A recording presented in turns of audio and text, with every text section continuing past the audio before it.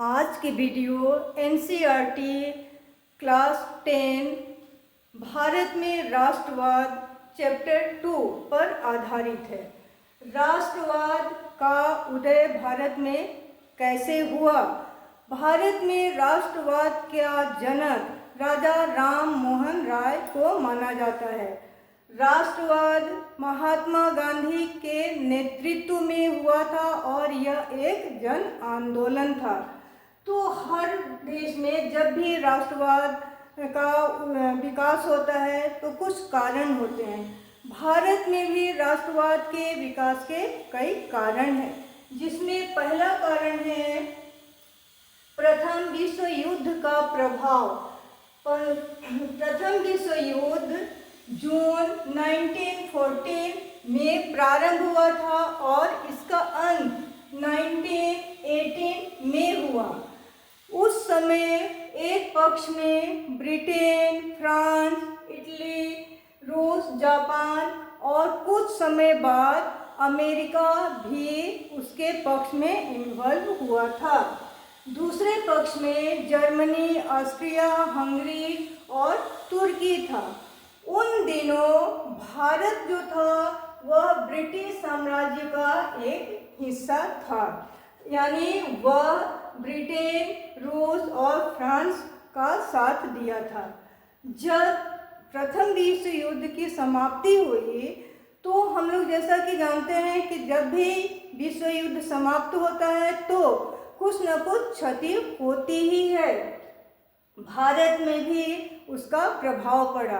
प्रभाव क्या क्या पड़ा कि भारतवर्ष में महंगाई बहुत अधिक बढ़ गई थी, जनसाधारण पर करों का भार बढ़ गया था, साथ ही लोगों में अंग्रेजी शासन के प्रति असंतोष की भावना उत्पन्न हो गई थी। ब्रिटिश साम्राज्य के प्रति इनमें उदासीनता उत्पन्न हो गई थी और ये लोग ब्रिटिश साम्राज्य का विरोध करने लगे।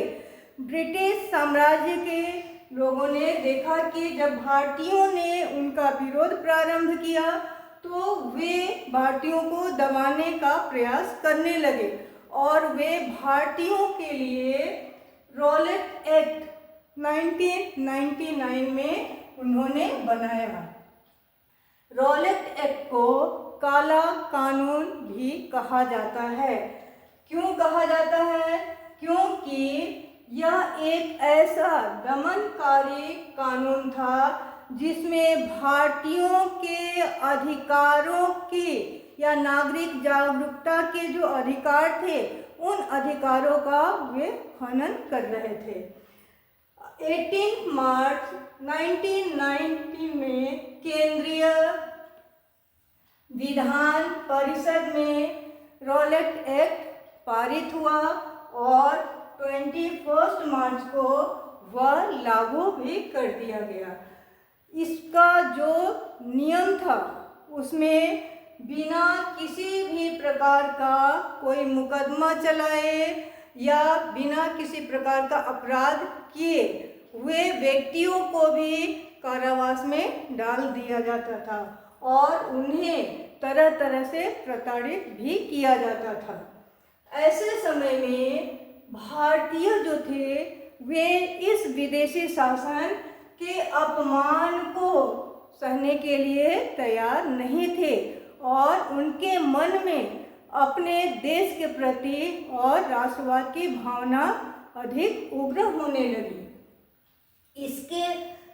उनकी भावनाओं को दबाने के लिए ब्रिटिश सरकार ने तीसरा जो पॉइंट है जालियांवाला बाग हत्याकांड वे फिर किए। उसमें उन्होंने क्या किया कि अहमदाबाद, मुंबई, कलकत्ता, दिल्ली में जो भी प्रदर्शनकारी थे यानी उनका जो विरोध कर रहे थे उन लोगों पर उन्होंने लाठियां और गोलियों से उनका प्रहार भी किया।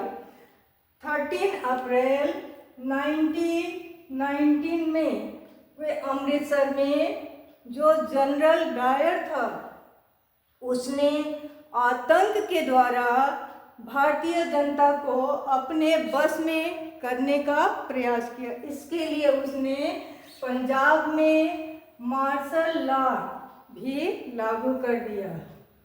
मार्शल लॉ के अंतर्गत वहाँ पंजाब में जनता को बहुत ही प्रताड़ित किया गया, यहाँ तक कि बिजली भी काट दी गई थी, पानी बंद कर दिया गया था। उनके जो सामान थे उन सामानों को भी यूरोपियनों को दे दिया जा रहा था।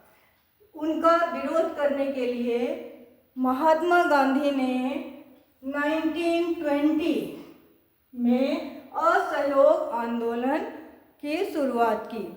तो ये असहयोग आंदोलन जो था यह महात्मा गांधी के नेतृत्व में एक जन आंदोलन था।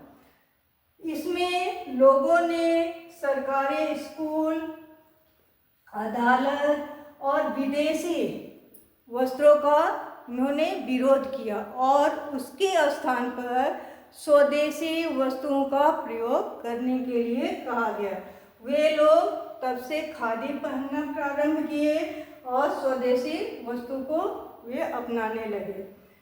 इसी बीच में जब वे असहयोग आंदोलन चल ही रहा था, अंग्रेजों के द्वारा भारतीयों पर अनेक प्रकार के दमनकारी षड्यंत्र जब लागू किए जा रहे थे, उस समय वे लोग उनसे पीड़ित होकर के भारतीय किसानों ने गोरखपुर के चौरा चौरी कस्बा में उन्होंने एक पुलिस चौकी को ही जला डाला। जबकि ये असहयोग आंदोलन का मुख्य उद्देश्य था अहिंसा, हिंसा न हो। लेकिन जब यहाँ पर गोरखपुर में चौरा चौरी घटना घटित हो जाती है, यानी अहिंसा हो जाता है, महात्मा गांधी 1922 में असहयोग आंदोलन को स्थगित कर देते हैं। नेक्स्ट जो पॉइंट है सविनय अवज्ञा आंदोलन। इस बीच ब्रिटिश सरकार ने नमक भंग कानून बनाया। उसके विरोध में महात्मा गांधी ने 12 मार्च 1930 को साबरमती से डांडी यात्रा भी आरंभ की। इस आंदोलन में जनता जो थी उसमें किसान, मजदूर, व्यापारी, महिलाएं और विद्यार्थी भी इसमें भाग लिए और राष्ट्रवाद की भावना को और भी मजबूत बनाया गया। राष्ट्रवाद की छवि या प्रतीक उन लोगों ने क्या माना था? भारत माता की छवि, तिरंगा, वंदे मातरम, खादी और चरखा उनका प्रतीक चिन्ह था राष्ट्रीय भावना का। तो ये हमारा राष्ट्रवाद के विकास का होने के निम्नलिखित कारण थे। ये केवल क्लास 10 का ही नहीं है, बल्कि जितने भी कॉम्पिटिटिव एग्जाम हैं उनमें भी इससे प्रश्न पूछा जाता है, क्योंकि राष्ट्रवाद क्या है, मोस्ट इम्पोर्टेंट लेसन है। वीडियो में जिन जिन पॉइंट को डिस्कस किया गया है, यदि उससे और प्रश्न पूछना हो तो कमेंट बॉक्स में लिखेंगे। वीडियो को लाइक, शेयर, सब्सक्राइब करना ना भूलें, साथ ही बेल आइकन भी प्रेस करें।